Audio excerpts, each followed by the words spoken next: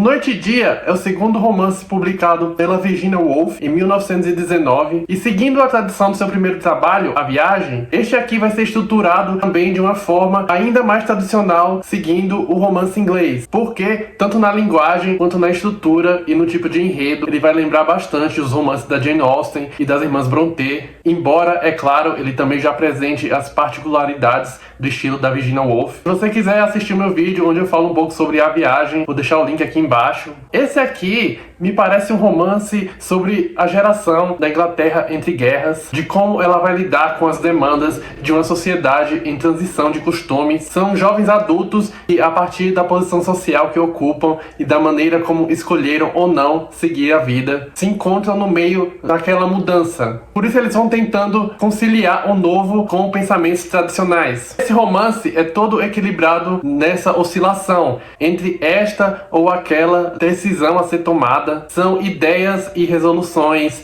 alternantes, como o próprio título sugere, a noite e o dia, o claro e o escuro, a reflexão e a atitude concreta, a contemplação íntima e a objetividade das ações. O Noite e Dia vai acontecer em torno de 4 personagens que habitam aquela Londres ali após a Primeira Guerra. Aquela Londres onde o espírito de efervescência urbana está mais presente do que nunca. Eles são a Catherine, o Rolf, a Mary e o Rodney. A Catherine é uma moça rica, de uma família muito importante e bem relacionada. Grande parte de sua rotina consiste em ser anfitriã para as diversas visitas feitas à casa ali da família dela e também para apresentar o acervo ali da família, que tem muito renome. O Rolf é um advogado de classe inferior. A Mary é uma feminista que se ocupa ali no escritório do movimento do sufrágio, que era um movimento que estava ascendendo na época. E o Rodney é um aspirante a poeta que é meio atrapalhado e também bastante posudo. A partir dos encontros e desencontros entre esses 4 personagens, entre as suas decepções amorosas, entre a construção e a desconstrução de suas fantasias e expectativas a respeito de relacionamentos e principalmente do casamento, esse romance vai acontecendo. E o interessante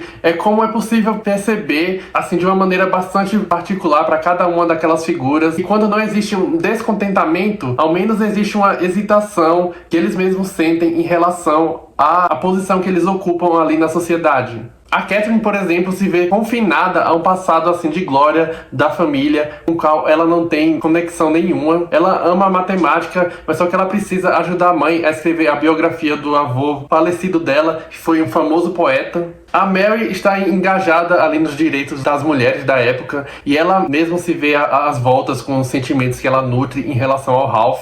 O Rodney, que é o mais, assim, coitado dos 4, é um poeta prosaico, sem muito talento, se tem em alta importância e é sempre feito de ridículo ali pelos outros, principalmente pela Catherine, por quem ele tá apaixonado. E completando o quarteto, temos o Rolf, que é um lobo solitário, um rapaz que precisa prover ali pela família e que se vê lidando com a própria atração que ele sente pela Catherine e cujas questões existenciais vão sempre ser interpeladas ali pela posição que ele ocupa. A Virginia Woolf vai desdobrando camada por camada os pensamentos, as observações, as expectativas de cada um daqueles personagens. Esse aqui é um romance bastante focado neste aspecto, ao invés de grandes acontecimentos assim mais incisivos para a história. E embora cada um daqueles personagens vá assumir até mesmo uma representação quase clichê a respeito da própria ocupação, esse livro tem sempre essa preocupação de esmiuçar as motivações de cada um, e sempre de uma forma meio agridoce. O tempo inteiro é presente essa aura de mais melancólica. Então a rica, o proletário, a feminista, o artista frustrado, cada um deles tem uma densidade muito própria, cada um no embate que vai pincelando as suas contradições. Até porque outra característica em comum entre aqueles 4 personagens é que ninguém está muito certo do rumo que quer seguir.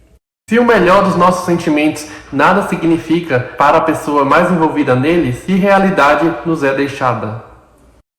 O próprio vai e vem no relacionamento entre esses personagens sugere essa dinâmica de uma ciranda emocional entre os 4, principalmente entre a Catherine e o Rolf. É uma dança no qual nenhuma das partes consegue satisfazer plenamente as expectativas da outra, até porque eles próprios não têm resposta para suas questões. A Catherine, por exemplo, parece nunca saber muito bem articular o que quer, enquanto o Ralph se vê preso numa batalha interna entre a idealização que criou da Catherine e a realidade. E o que chama a atenção é como o Ralph vai fato chamar essa representação que ele mesmo criou da Catherine de fantasma, uma denominação que já sugere essa presença que, embora constantemente percebida e presente, é sempre evasiva e irreal. Essa idealização fantasmagórica do Ralph em relação a Catherine é uma projeção de suas próprias expectativas e anseios, e também vai conversar bastante com os textos feministas que a Virginia Woolf produziria mais tarde, principalmente ali no ensaio dela Um Teto Todo Seu, que é quando ela concebe esse termo do anjo do lar como sendo justamente esse tipo de projeção que é imprimido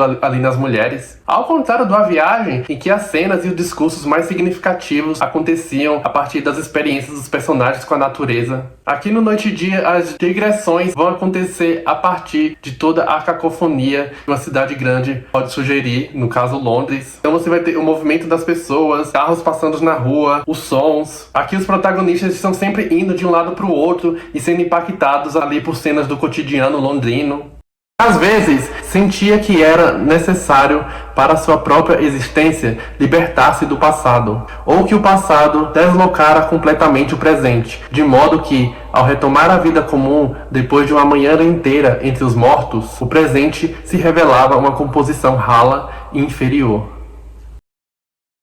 Outro comentário que eu gostaria de fazer sobre o livro é sobre a senhora Hilbury, a mãe da Catherine, que é de longe a personagem mais espirituosa do livro. A Virginia Woolf ela tá sempre referenciando Shakespeare nos livros dela, e o curioso é como essa senhora aqui vai funcionar ali no finalzinho do romance como uma espécie do elfo Puck do Sonho de uma Noite de Verão, só que às avessas, porque quando tudo tá desandando ali pros casais após um acontecimento específico, é justamente ela que aparece para colocar os pingos nos is e finalmente unir os pares, ou quase todos. E isso vai acontecer justamente quando ela volta de uma visita que ela faz ao túmulo do Shakespeare, ali na cidade natal dele. É muito bom. Enfim, o Noite e Dia é essa história de amor da modernidade, em que o racional assume uma dimensão tão forte que até mesmo para o indivíduo se reconhecer apaixonado, ele vai precisar se valer de várias lentes para avaliar esse sentimento. Cada uma dessas lentes vai sempre ser pautada, acima de tudo, pela conveniência ou inconveniência da ideia do casamento, assim como foi visto ali na Viagem. Até onde esse sentimento, essa inclinação, é o suficiente para que você queira passar a vida inteira com uma pessoa. E mesmo esse livro aqui dividindo opiniões entre os próprios leitores da Virginia, porque ele de fato é um romance que tem momentos um pouco inchados, até morosos mesmo, ele é sem dúvida essencial na bibliografia da Virginia Woolf, principalmente porque ele também possui muitos momentos sublimes e que também revelam bastante do projeto de literatura dessa escritora. E de forma geral, O Noite e Dia é uma obra que, mesmo seguindo a tradição em sua forma, também apresenta um pulso diferenciado, principalmente porque ele se desenrola no jogo de sombras emocionais, ele é bastante psicológico, e os heróis, embora todos independentes e donos de suas vontades, ainda enfrentam esse desafio interno de reconciliar suas visões com a realidade.